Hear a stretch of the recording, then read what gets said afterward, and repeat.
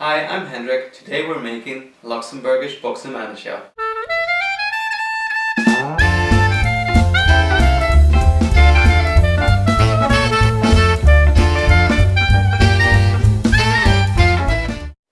So as some of you may or may not know, AC and I are originally from Luxembourg. And because Luxembourgish food is not that well known around the world, we thought it might be fun to make a few videos about classic Luxembourgish recipes. And Boxemännecher is one of those classics. So what is a Boxemännecher, you might ask? They're basically a type of sweet bun that are traditionally baked and eaten around St. Nicholas Day, which is the 6th of December. Now St. Nicholas Day is really important in Luxembourg and some other countries in that area. It used to be pretty much more important than Christmas, really, or it was the local version of Christmas. And the story goes that St. Nicholas brought sweets and goodies to all the kids, and Boxemännecher is one of those sweets. So how do you make your Boxemännecher? Well, nowadays if you go to Luxembourg, very often in shops you get brioche type Boxemännecher, but they're not really the real recipe.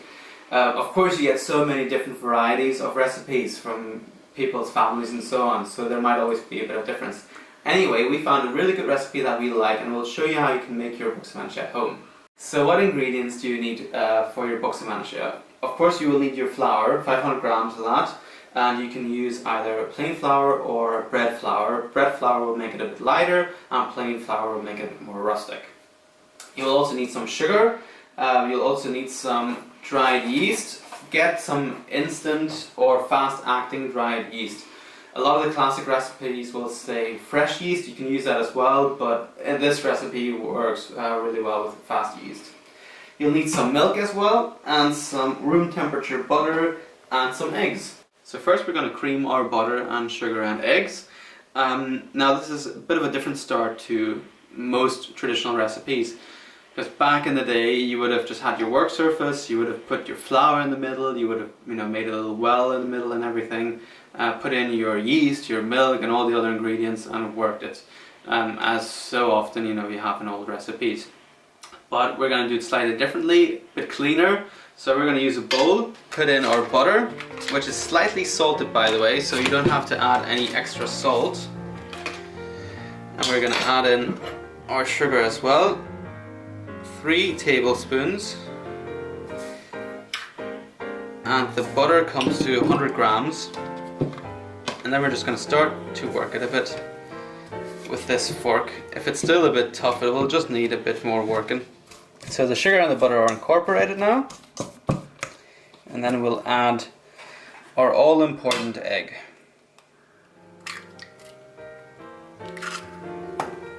And then you mix that in as well. Because it's winter time, our butter was still a bit too cold, but you can just put your bowl over some hot water and then it will cream perfectly.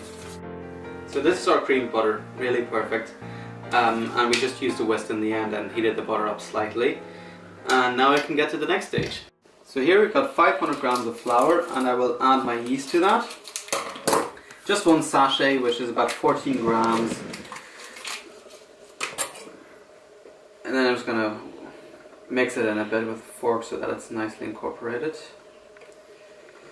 Okay, and here we've got our cream butter. First I'm going to add about half of the flour and yeast mixture to this and then mix it. Now I'm going to use some of my milk. I've got 250 ml of warm milk, but it's blood temperature, so you should really be able to put in your finger comfortably. It shouldn't burn, otherwise you will burn the yeast and it won't work. Let's see, about that much. And then again we mix until it's incorporated. Here we go, and now you can add the rest of your flour and yeast and the rest of your milk.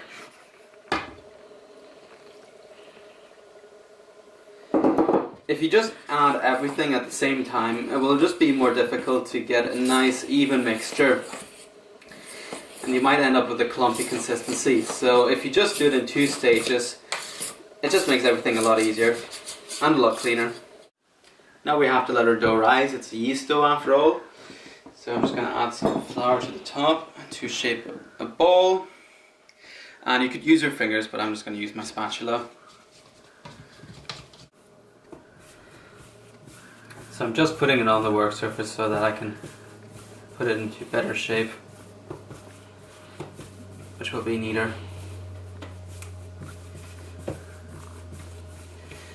Okay, back in. There we go, that looks nicer.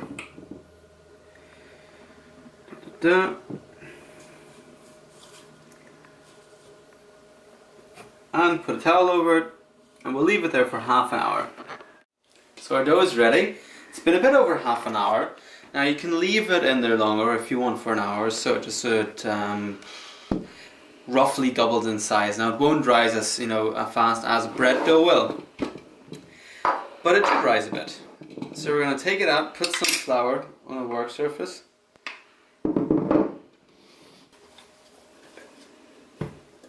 Go, any bits. And we'll get 4 Boxemännecher out of these. So let's separate the dough into 4 parts.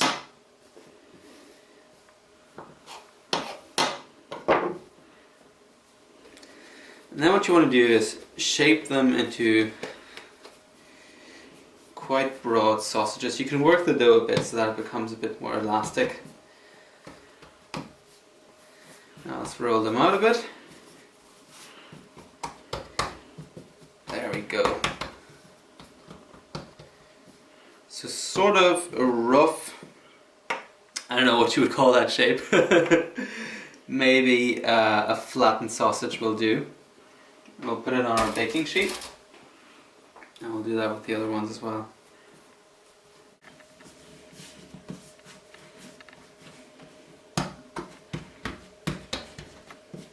And next thing you want to do is cut the Boxemännecher into the right shape, and then you will actually understand why they're called Boxemännecher.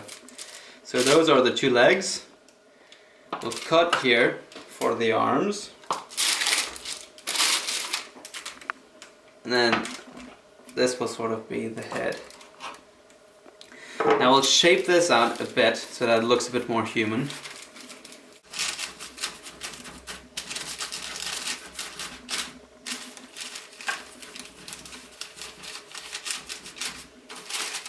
So once you've got your rough outline of your Boxemännecher, you will have to put on some sultanas now, or raisins, or Korinthen as they're called in Luxembourgish. And then they will actually look like little people.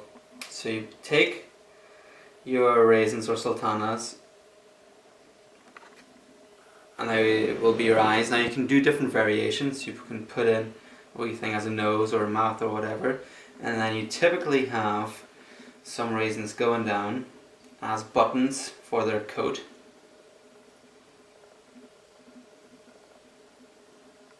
There we go. And now a variation of this I really like is to use almonds instead of raisins. So you can just use the almonds again for your eyes. And they have a really lovely flavour, these blanched almonds. So in a way, Boxemännecher are the Luxembourgish version of gingerbread men. Just a very different dough and very fun to make with kids. So now we'll just leave this to rest for another half hour, and then we'll put some egg wash over it and put it in the oven. We'll preheat the oven now at 180 degrees Celsius. So we let our Boxemännecher rest, and now we're just going to give it a quick egg wash.